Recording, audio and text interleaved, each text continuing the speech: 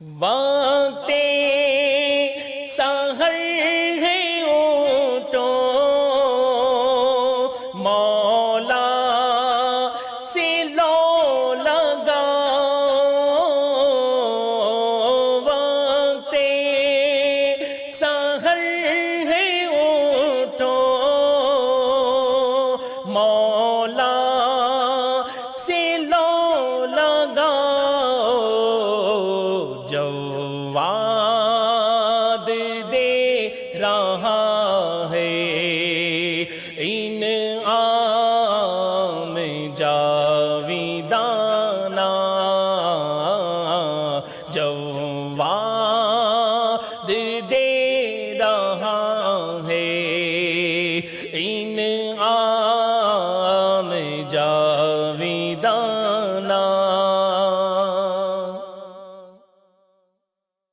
اعوذ باللہ من الشیطان الرجیم، بسم اللہ الرحمن الرحیم، الحمدللہ رب العالمین، والصلاة والسلام علی سید الانبیاء والمرسلین، جزا اللہ عنا سیدنا و مولانا محمد ما ہوا اہل۔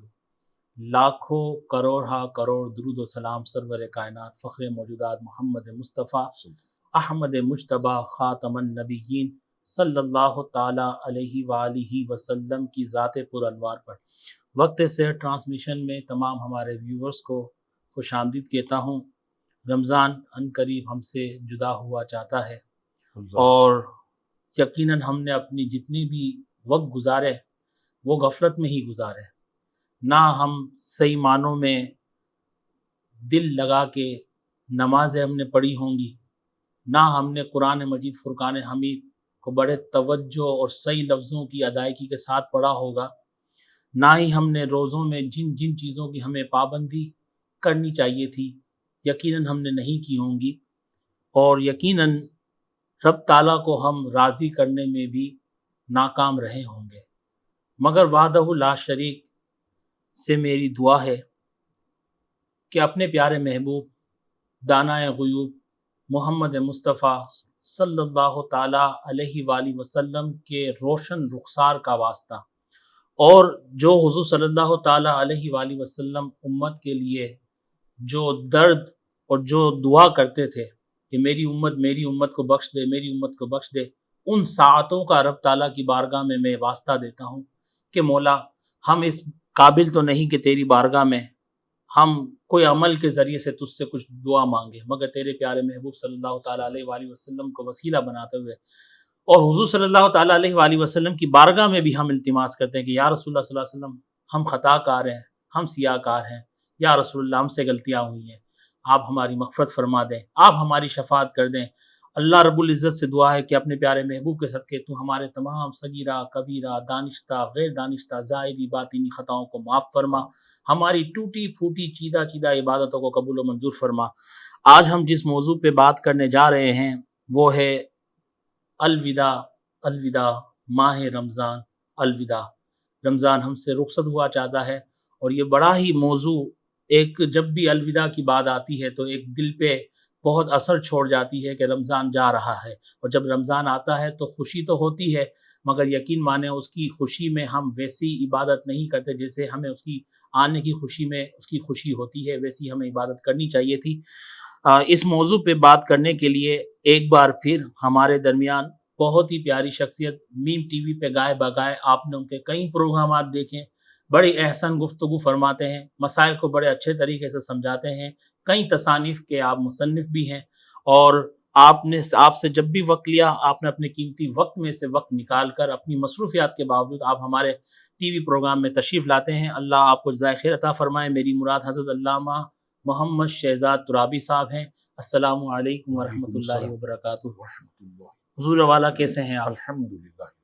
حضرت آپ کے علم میں ہے کہ رمضان بس اب چند گھڑیوں کا چند دنوں کا ہی مہمان رہ گیا ہے، اور یہ ہم سے رخصت ہو جائے گا، پھر سانسیں رہیں نہ رہیں، زندگی باقی رہے نہ رہے۔ حضرت جمعۃ الوداع اور ماہ رمضان الوداع، یہ کیا مراد ہے، یہ کیا ہے، کیوں لوگ اس کو اپنا درد اور ایک روتے ہوئے اس کو رخصت کرتے ہیں، اور جب آتا ہے رمضان تو بہت خوش ہوتے ہیں؟ کیا فرمائیں گے اس حوالے سے؟ بسم اللہ الرحمن الرحیم۔ جمعۃ الوداع، جی، جمعۃ الوداع یعنی آخری جمعہ. اس سے مراد شاہد بھائی یہ نہیں ہے کہ ابھی جمعہ نہیں آئے گا کبھی بھی، ٹھیک ہے، بلکہ اس سے مراد یہ ہوتا ہے کہ ماہ رمضان کا آخری جمعہ، جمعۃ الوداع. یہاں پر ایک خرابی، اچھا، وہ میں آپ کی خدمت میں عرض کروں کہ لوگوں میں مشہور ہے کہ بالغ ہونے کے بعد جس کی نماز قضا ہو گئی ہو، جسے قضاء عمری کہتے ہیں، جی لوگوں میں مشہور ہے کہ جمعۃ الوداع کے دن اگر 2 رکعت نماز اس نیت سے پڑھ لیے جائیں قضاء عمری، تو چاہے کتنے ہی برس کی قضاء عمری ہو وہ معاف ہو جاتی. استغفر اللہ. تو یہ کانسیپٹ غلط ہے جی، اور من گڑت ہے، کہیں سے بھی ثابت نہیں. مفتی احمد یار خان نعیمی علیہ رحمہ نے بھی اس پر کلام کیا. قضاء عمری جو بالغ ہونے کے بعد جو نمازیں فرض چھوٹ جاتے ہیں، جو وتر واجب چھوٹ جاتے ہیں، اس کا الگ الگ ادا کرنا یہ ضروری ہے اور لازم ہے. یہ میں نے موقع کی مناسبت سے یہ بات آپ کی خدمت میں. بہت اچھا آپ نے یہ پوائنٹ اٹھایا ہے تاکہ یہ بات لوگوں تک پہنچے. پھر اس کے بعد جمعۃ الوداع، ماہ رمضان کا آخری جمعہ. تو اس دن لوگ اشک بار ہو کر ماہ رمضان کو رخصت کرتے ہیں. تو اس لیے ہمارے خطبہ بھی آپ نے دیکھا ہوگا کہ جمعۃ الوداع کے خطبے میں الوداع الوداع یا شہر رمضان، اس طرح کے کلمات. تو یاد رکھیے گا یہ کسی صورت بھی بدعت نہیں، جائز ہے. اور عقل بھی کہتی ہے کہ جس کے آنے پر خوشی ہو اس کے جانے پر غم بھی ہوتا ہے. بالکل. کوئی پیارا دوست، آپ کا اچھا مہمان آپ کے گھر آئے، اور جب وہ جانے کے لیے اپنے بستر کو اپنے بیگ کو تیار کر رہا ہوتا ہے تو آپ کا دل اندر سے غمگین ہو جاتا ہے. ارے میرا دوست جا رہا ہے، اب اس کے بچھڑنے کا وقت آ گیا. ماہ رمضان سے بڑھ کر کون مہمان؟ یہ تو دنیاوی مہمان، ماہ رمضان تو اللہ کا مہمان.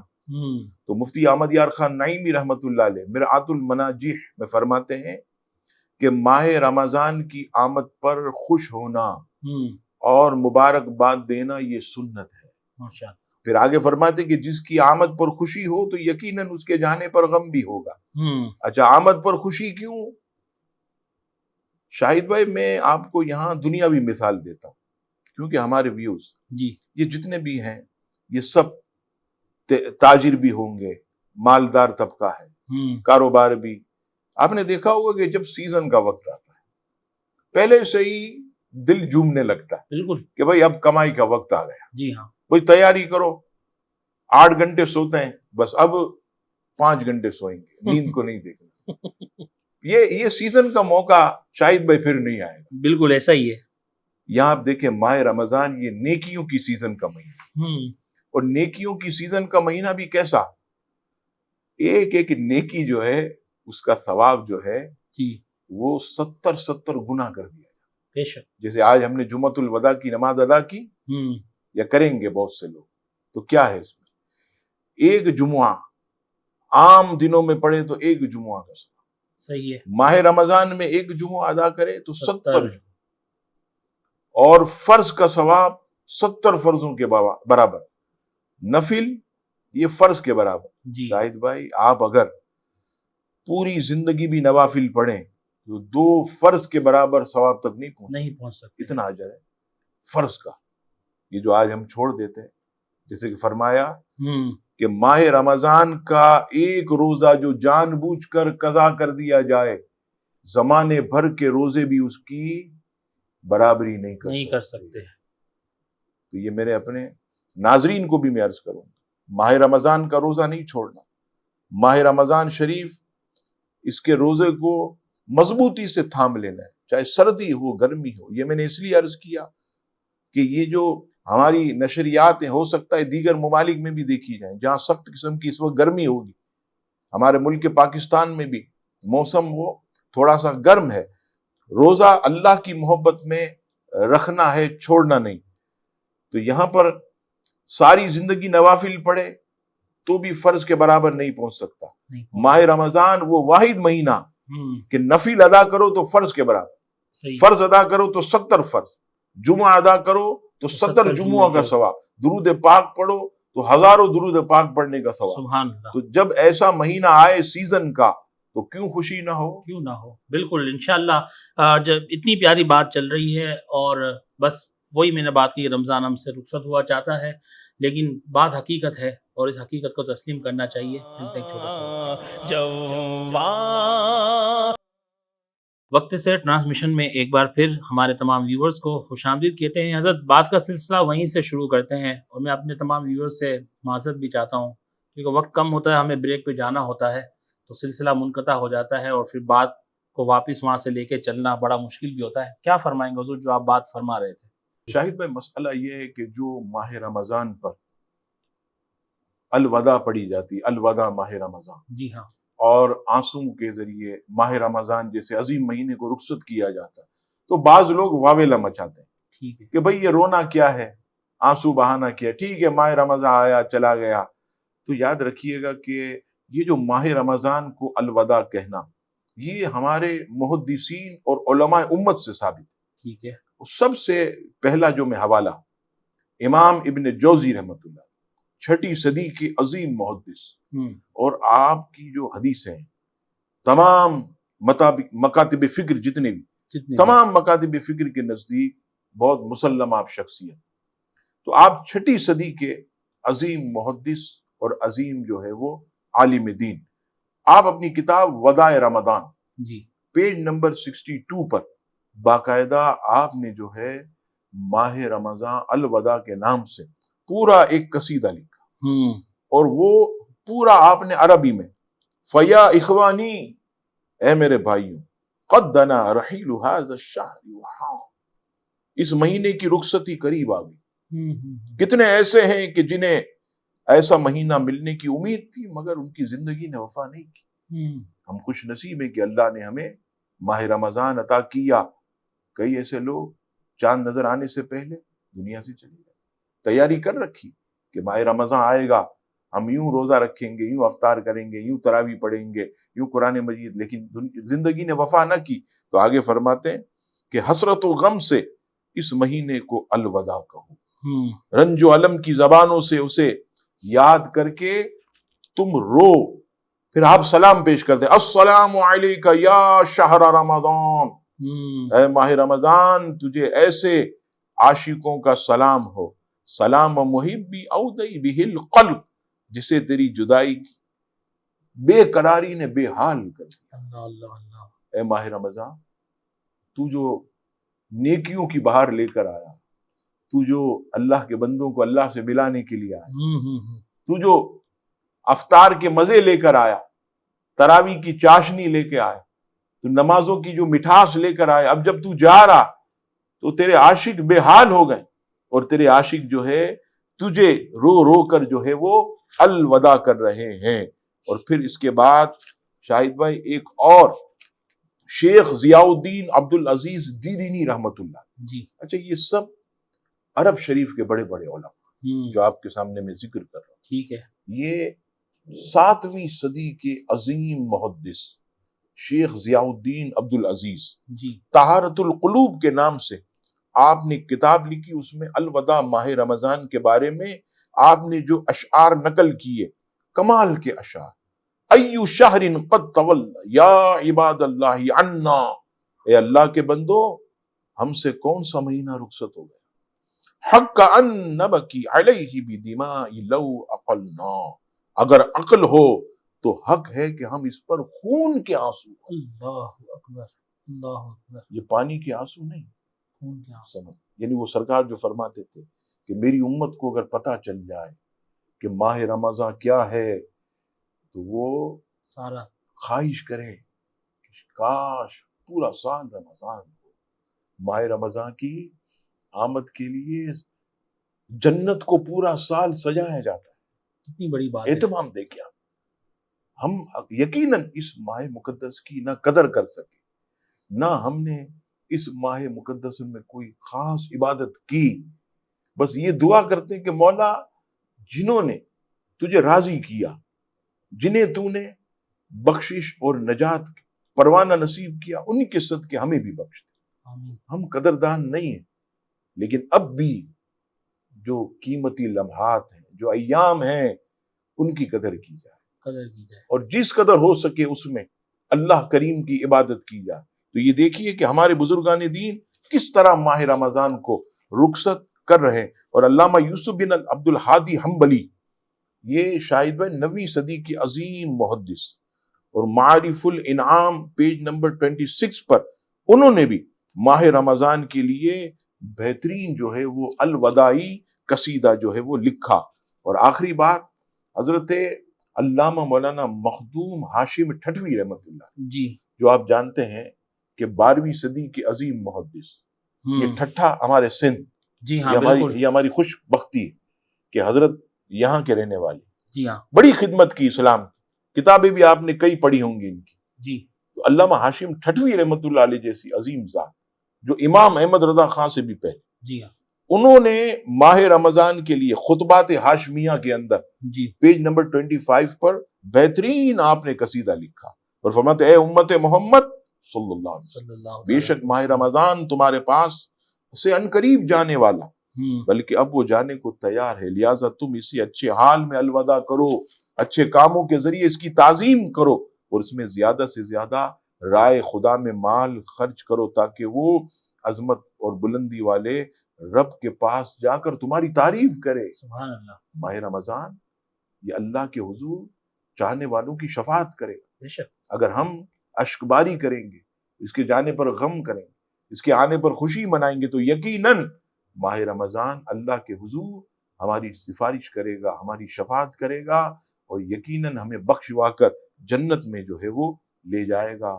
شاید میں صرف الوداع کہنے کا مقصد یہ ہے کہ عظیم مہمان رخصت ہونے والا ہے، اس کے علاوہ کوئی ہماری نیت نہیں، کوئی ہماری، بلکہ قطع کلامی کی معذرت حضور، جی۔ آپ یہ بتائیے گا، سنا بھی ہے نا کہ رمضان جب جا رہا ہوتا تھا تو صحابہ کرام دروازہ بند کر کے، یا رمضان عید کا چاند ہو جاتا تھا تو وہ زہروں قطار روتے تھے کہ رمضان چلے گیا ہمارے درمیان سے۔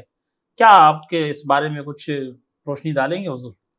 صحابہ کرام علیہم الرضوان بھی ماہ رمضان کے الوداع ہونے پر غمگین ہوتے تھے، جی، اور نبی پاک صلی اللہ تعالی علیہ وسلم اور آپ کے جو خاص صحابی حضرت سیدنا فاروق اعظم رضی اللہ عنہ، سیدنا فاروق اعظم رضی اللہ تعالیٰ عنہ کے بارے میں تو یہ کہ کاشانہ خلافت پر جی، عید کے دن لوگ جمع ہو اور آپ کو مبارکباد دینے لگے، تو کیا دیکھا کہ رو رہے ہیں زاروں قطار۔ جی ہاں، پوچھا حضور آج تو عید کا دن ہے، خوشی کا دن، تو یقیناً ہے، آپ رو رہے؟ تو فرمایا ہائے ماہ رمضان ہم سے رخصت ہو گیا، کیا پتا کہ یہ ہم سے راضی ہو کر گیا ہے کہ ناراض ہے۔ یہ حقیقت بات ہے۔ یہ کون ہے؟ نبی پاک علیہ الصلوۃ والسلام کے نائب ہیں۔ حضور علیہ السلام فرماتے میرے بعد اگر کوئی نبی ہوتا، عمر فاروق، وہ عمر رضی اللہ تعالی عنہ ماہ رمضان کی جدائی پر آنسو بہاتے، وہ عید جیسے خوشی کے دن پر آپ جو ہیں وہ غم کی کیفیت میں مبتلا۔ تو ہمیں ماہ رمضان کی رخصتی پر کتنا غم کرنا چاہیے، اور رو رو کر الوداع۔ اور میں تو آخری بات یہ شاہد بھائی کروں آپ سے، کیا پتا اسی الوداع کے صدقے، رو رو کر اسے رخصت کرنے کے صدقے اللہ تبارک و تعالی ہم کو بخش دے، آمین آمین، یہ ادا پسند آ جائے۔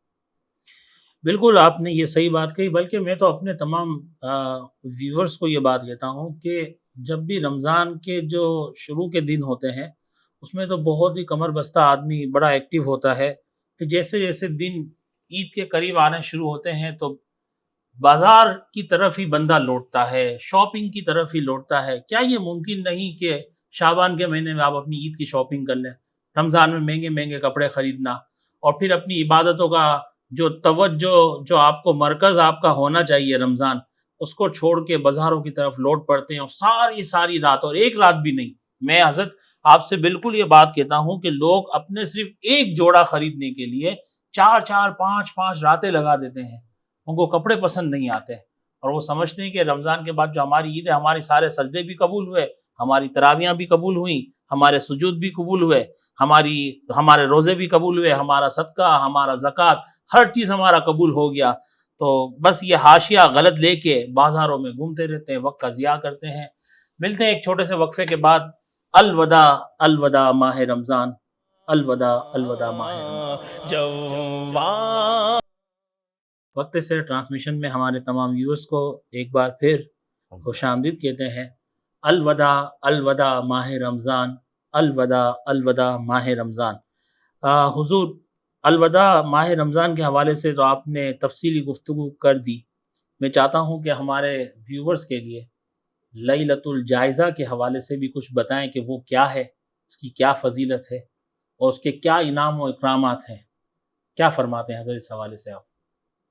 شاید میں جیسے ہی ماہ رمضان ختم ہوتا ہے اور شوال المکرم کا چاند نظر آتا ہے، جی، چاند رات، غروب آفتاب کے بعد ہی فوراً لیلۃ الجائزہ شروع ہو جاتا، یہ شروع ہو جاتا ہے، یعنی جائزے کی رات۔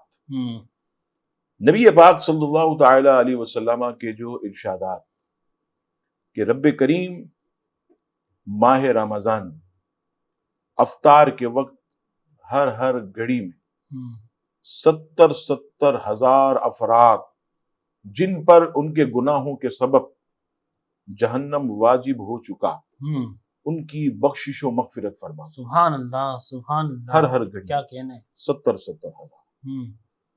اور فرمایا کہ جب آخری رات آتی لیلۃ الجائزہ تو پورے مہینے کی تعداد کے برابر اس ایک رات میں اپنے بندوں کی بخشش فرماتا ہے۔ سبحان اللہ، یہ لیلۃ الجائزہ جائزہ ہے۔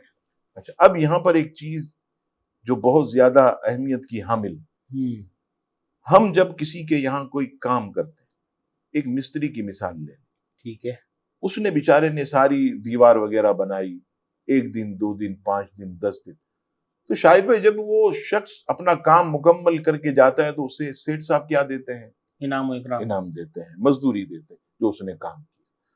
تو جب ماہ رمضان کی آخری رات آتی ہے، فرشتے عرض کرتے ہیں مولا اب ان مزدوروں کی کیا مزدوری، سبحان اللہ، پورا مہینہ مولا تیری عبادت، ہم تو ناکام رہے، اپنے کامیاب بندوں کے طفیل ہی اللہ تعالیٰ، ہم نے تو کام ہی نہیں کیا، شاہد بھائی تو مزدوری کیا مانگے، اپنے پیاروں کے صدقے ہی اللہ کچھ عطا کر دے۔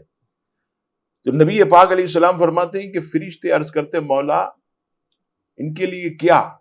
تو رب کریم فرماتا ہے فرشتوں تم گواہ ہو جاؤ میں نے ان سب کی بخشش و مغفرت فرمائی۔ سبحان اللہ سبحان اللہ، یہ لیلۃ الجائزہ جائزہ ہے۔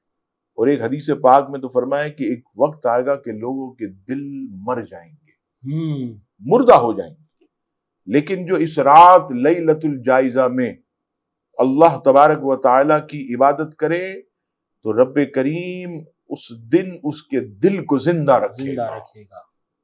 اور آپ یہ یاد رکھیے گا اصل جو انسان کے اندر اس کی طاقت اور قوت ہے وہ اس کا دل ہے، دل اگر کام نہ کرے تو انسان مردہ ہے، بالکل ختم، حرکت قلب بند ہونے سے فنا کا انتقال ہو گیا، ہم سنتے ہیں۔ بالکل، تو دل یہ زندہ، یہ سب سے بڑی جو ہے وہ حیات ہے، سب سے اعلیٰ یہ حیات ہے۔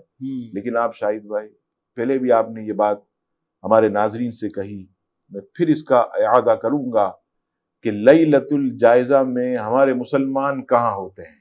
بالکل، ساری شاپنگ سینٹر میں ہوتے ہیں، جی ہاں، سینما کے ٹکٹ کٹوا رہے ہوتے ہیں، موبائل کے اندر الٹے سیدھے کاموں کے لیے پیکج کروا رہے ہوتے ہیں، بالکل، بعض نبی پاک علیہ الصلوۃ والسلام کی مبارک سنت داڑھی شریف کو منڈوا رہے ہوتے ایسے نوچ نوچ کر گٹر کی نالیوں میں بہا رہے ہوتے ہیں، بعض لوگ معاذ اللہ شاپنگ سینٹروں اور بازار میں جا کر بد نگاہی کر رہے ہوتے ہیں۔ جی ہاں، یہ جب چیزیں آپ دیکھیں تو آپ کو اندازہ ہوگا کہ وہ لیلۃ الجائزہ جو کہ بخشش کی رات، اللہ کو منانے کی رات، استغفار کی رات، وہ رات ہمارے لوگ، اور یہاں پر افسوس سے میں کہوں کہ ہمارے عام لوگ تو اپنی جگہ یہ معتکفین کہ جو 10 دن اللہ تبارک و تعالیٰ کے مہمان بنے ہوتے، 10 دن اللہ تبارک و تعالیٰ کے گھر میں عبادت و ریاضت کرتے ہیں، چاند نظر آتے ہی وہ بیگ اٹھا کر سیدھا سب سے پہلے شاپنگ سینٹر جاتے، جی ہاں، سب سے پہلے حجام کی دکانوں پہ جاتے، سب سے پہلے معاذ اللہ بد نگاہی کرنے جاتے ہیں۔ آپ سوچیں، اور وہ ہمارے معتکفین بھی، اور میں یہاں یہ بھی عرض کروں کہ صرف مختصر بات کروں گا، یہاں پر کوئی لمبی چوڑی تقریر نہیں، کہ یہ جو اعتکاف میرے بھائیوں آپ نے کیا، اس کی قبولیت کی کیا دلیل ہے؟ کیا دلیل ہے؟ تو فرمایا کہ اگر اعتکاف کے بعد بھی اسی طرح باجماعت نماز پڑھتا رہا، اعتکاف کے بعد بھی اسی طرح قرآن کی تلاوت کرتا رہا، اعتکاف کے بعد بھی اسی طرح ذکر الہی میں اس کی زندگی گزرتی رہی، تو سمجھ جائے کہ میرا اعتکاف اللہ کے حضور قبول ہو چکا ہے۔ اور اگر اعتکاف کے بعد پھر دنیاوی جھمیلوں میں چلا گیا، پھر دنیا کی محبت میں گرفتار ہو گیا، تو وہ سوچے کہ میرا اعتکاف یہ میلے کپڑے میں لپیٹ کر میرے منہ پہ میرے رب نے مار دیا۔ اللہ اللہ اللہ۔ یہ سب کے لیے ایک لمحہ فکریہ ماہ رمضان، یقیناً شاہد بھائی آپ نے بھی دیکھا ہوگا کہ گناہ گار بدکار سیاہ کا پورا سال جو مسجد کا رخ نہیں کرتے، وہ بھی چاند نظر آتے ہی کہیں 50-100 روپے کی ٹوپی خرید کر سر پہ رکھ لیتے، شلوار قمیض پہننا شروع کر دیتے، ماہ رمضان میں پہلی صفوں میں دوسری صفوں میں پہنچ جاتے، اذان ہوتے ہی مسجد میں آن کر وضو کرنے لگ جاتے۔ لیکن جیسے ہی ماہ رمضان ختم ہوتا ہے وہ آخری عشاء کی نماز بھی نہیں پڑھتے۔ یہ بالکل میں نے دیکھا ہے، بالکل ایسا ہی حضرت، جیسے ہی چاند کا اعلان ہوتا ہے اور بس بستر تو پہلے سے باندھ کے رکھ دیتے ہیں۔ مطلب ہم سب لوگ ایسے نہیں ہوتے، مطلب یہ بات بھی ہم ہمارے تمام ویورز کو اکثریت ہم نے دیکھا ہے کہ نوجوان طبقہ اعتکاف بھی ہے نا آج کل، مطلب یہ ایک دوست بیٹھا ہے اعتکاف میں تو بس اس کو کمپنی دینے کے لیے، لیکن اگر دل کی دنیا ہی نہ تبدیل ہو تو پھر حاصل کیا ہے اعتکاف کا؟ 10 دن آپ نے لگائے ماں باپ سے دور رہے، بھائی بہنوں سے، بیوی بچوں سے، اللہ کے حضور آ گئے۔ اچھا، یہ اعتکاف کا معنی بھی دھرنا کیوں دیا جاتا ہے؟ اپنے مطالبات کو پورا کروانے۔ سبحان اللہ، اچھی مثال دی۔ تو یہ جو اللہ کے حضور یہ دھرنا دیتے ہیں تو ان کا مطالبہ یہی ہوتا ہے، مولا بخشش ہی لے کر جائیں گے، ہمارا مطالبہ بخشش کر ہمیں بخش دے۔ تو یقیناً رب کریم بخش دیتا ہے۔